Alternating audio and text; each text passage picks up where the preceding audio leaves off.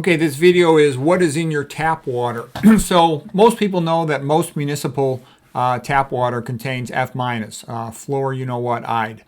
But what less people know is that aluminum is used as a clarifier. Aluminum, binds other elements to it. So even though it's a metal, it paradoxically causes, increased clarity of the water. However, it's also a potent neurotoxin. So is F minus. They're both potent neurotoxins. And Al is also a estrogenic chemical. It's called a metalloestrogen.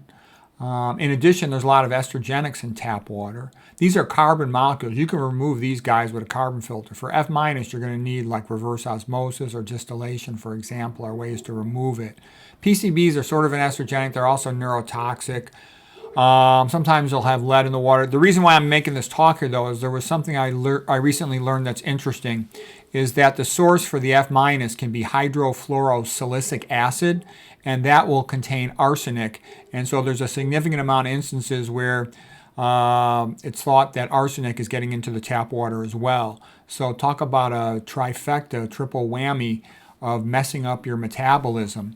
You got F minus inhibiting enzymes in, glycolysis, Krebs cycle, and in electron transport chain. That's the entire glucose metabolism pathway. Glucose is what your brain metabolizes. And arsenic is also damaging to the glycolysis, pyruvate parts of that metabolic pathway for glucose. So that's bad. So these are other reasons why it's good to filter your water. And it's also why, somebody tells you 8 cups of water a day, tap water is okay. That's nonsense. You'd be drinking 8 cups a day of this stuff. You don't want to do that, okay? The best reverse osmosis are the ones that you just put under the kitchen sink.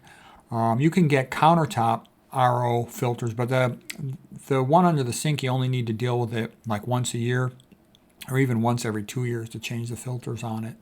The membrane even less often. The countertop ones are more cumbersome. Distillation is a bit of a pain in the butt. You got to heat it up. It takes time. Then you get into the issue of hypoosmolarity. I've given other talks on water. I'm not going to get into that anymore at this moment. But, this was sort of an interesting thing, the realization that arsenic is often in the water, and according to some of these different authors, they thought in potentially significant amounts. So, I don't really see too many people with arsenic toxicity. I've never seen a specific patient. McDougall said he never saw a specific patient with arsenic, despite living in California where people eat a lot of rice. And we talked about arsenic and rice, but it's sort of just one more thing, one more straw on the camel's back, if you will, that's potentially a problem. And it's good to be aware of it. So there it is.